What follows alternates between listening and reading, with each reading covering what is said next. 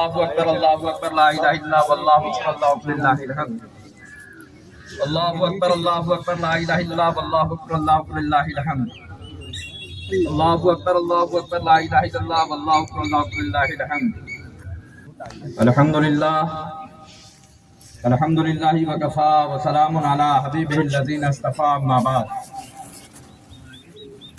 اعوذ باللہ من الشیطان الرجیم بسم اللہ الرحمن الرحیم یا بنی انی ارا فی المنام انی اذبحک فانظر ماذا ترى صدق اللہ المولانا العظیم وصدق رسولہ النبی الامین الکریم ونحن علی ذلک لمن الشاہدین والشاکرین والحمد للہ رب العالمین۔ اے مسلمہ سنیے نقطہ درس قرآنی میں ہے، اے مسلمہ سنیے نقطہ درس قرآنی میں ہے، عظمت اسلام مسلم صرف قربانی میں ہے، زندگی جاویدہ مومن کے قربانی میں ہے، زندگی جاویدہ مومن کی قربانی میں ہے، لذت آب بقا تلوار کے پانی میں ہے۔ حضرات، یہ قربانی کیا ہے؟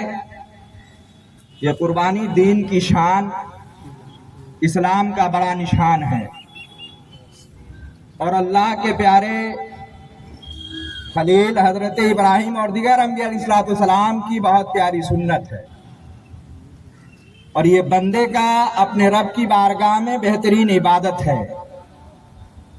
اسی لیے اللہ تبارک و تعالیٰ نے اللہ تبارک و تعالیٰ نے کلام پاک میں تمام نبی کے امتیوں کے لیے قربانی متعین فرمائی ہے۔ کلام پاک میں ارشاد ہے وَلِكُلِّ أُمَّةٍ جَعَلْنَا مَنسَكًا لِيُذْكَرَ اسْمَ اللَّهِ مَا رَزَقَكُم مِّن بَهِيمَةِ الْأَنْعَامِ۔ اللہ فرماتا ہے ہم نے تمام نبیوں کے امتیوں کے لیے ایک ذبیحہ مقرر کر دیا تاکہ وہ اللہ کے نام پر بے جان جانور کو ذبح کرے۔ بندہ اپنے مال کو خدا کی بارگاہ میں پیش کرتا ہے، اسی لیے اس کو قربانی کے نام سے موسوم کیا گیا ہے۔ قربانی محض ایک جانور کا ذبح کر دینے کا نام نہیں ہے، بلکہ قربانی اخلاص و اصرار کے ساتھ اپنے اندر تقوی و پرہیزگاری کا کمال پیدا کرے، کیونکہ اللہ تبارک و تعالیٰ نے کلام پاک میں فرمایا لن ینال اللہ لحومہا ولا دماؤہا ولکن ینالہ التقوی منکم۔ اللہ کی بارگاہ میں نہ تمہارا گوشت پہنچتا ہے نہ اس کا خون پہنچتا ہے، ہاں تمہاری تقوی اور پرہیزگاری ہے جو بارگاہ باری میں باریاب ہو جاتا ہے۔ شاعر کہتا ہے جانتا ہے بارگاہ کا آئینہ وصول، یہاں دل کے ٹکڑوں کی نظر ہوتی ہے قبول۔ میرے بزرگوں اور دوستو، اللہ تبارک و تعالیٰ کلام پاک میں فرماتا ہے قُلْ إِنَّ صَلَاتِي وَنُسُكِي وَمَحْيَايَ وَمَمَاتِي لِلَّهِ رَبِّ الْعَالَمِينَ۔ اے میرے محبوبہ فرما دیجئے کہ میری نماز، میری قربانی، میری زندگی، میری موت سب اللہ کے لیے، جو سارے جہاں کا پالنہار ہے، سارے جہاں کا رب ہے۔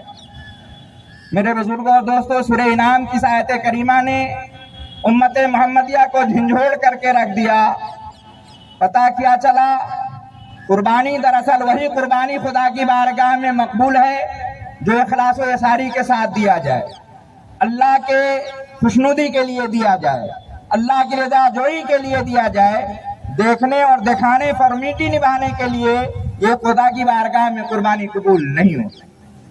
اور یہ بھی آپ جان رکھیں، قربانی دینے سے بندے کا مال ختم ہو جاتا ہے۔ بظاہر آنکھ تو یہ دیکھتی ہے کہ بندے کا مال خرچ ہو رہا ہے، لیکن حقیقت میں رب تبارک و تعالیٰ اس کے مال میں اضافہ کر دیتا ہے، اس کے مال میں بڑھوتری فرما دیتا ہے۔ جو جان خدا کی راہ میں قربان کی جائے اس جان میں برکت، جو مال خدا کی راہ میں قربان کی جائے اس مال میں برکت، جو جانور خدا کے نام پہ قربان کیا جائے اس میں نسل میں برکت، اس کی تعداد بڑھتی چلی جاتی ہے، اور جو جانور خدا کے نام پہ قربان نہیں کی جاتی اس کی نسل مٹتی چلی جاتی، اس کی تعداد ختم ہوتی چلی جاتی۔ بظاہر آپ دیکھتے ہوں گے کہ گائے بھینس اونٹ سال میں ایک بچہ جنتی ہے، اور بھیڑ بکریاں 2 سے 4، लेकिन खर्च का मामला ये है कि लाखों इस तरीके से ज़िबा किया जाता है, हजारों बीमार होकर मर जाते हैं।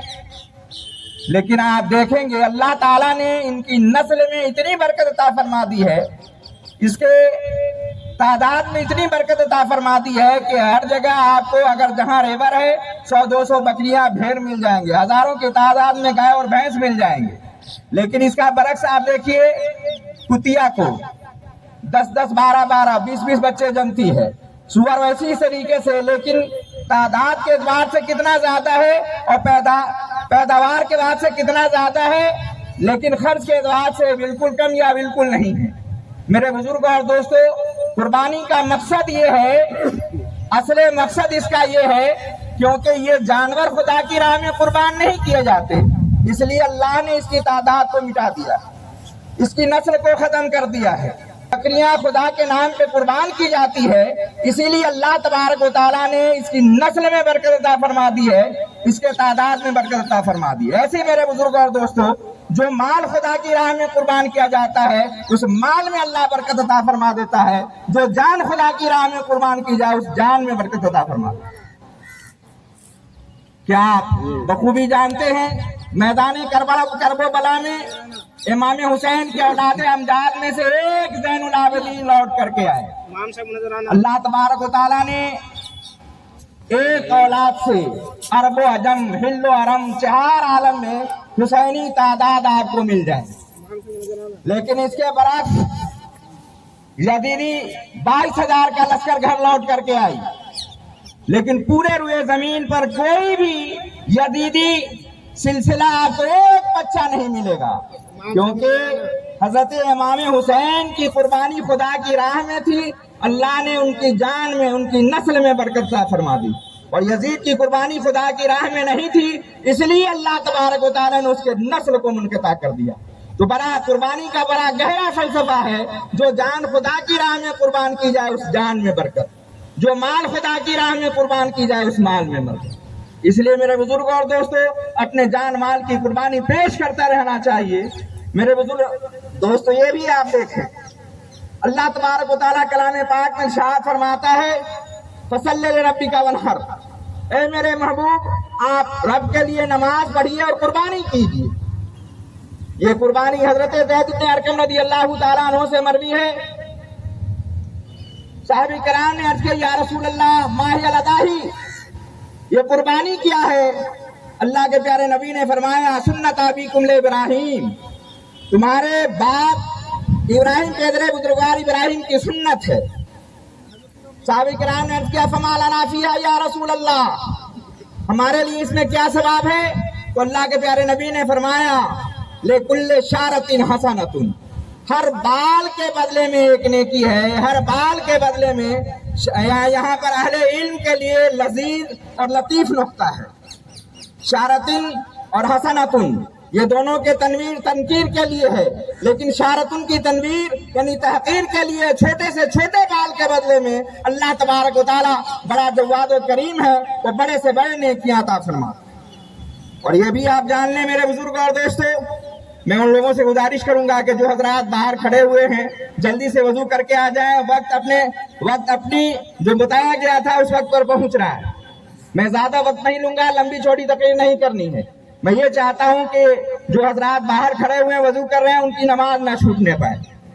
मेरे बुजुर्ग और दोस्तों, अल्लाह के प्यारे नबी ने यह भी फरमाया,